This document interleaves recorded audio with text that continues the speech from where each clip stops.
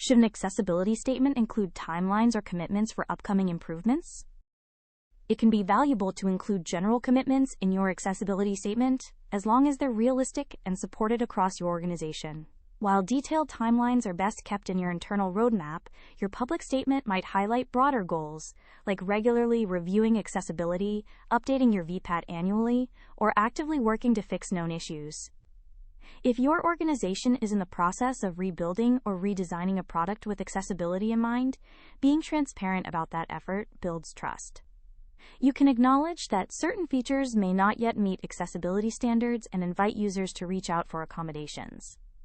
The key is to communicate your ongoing commitment and make it clear that accessibility is part of your long-term strategy, not just a one-time effort. Accessible Web.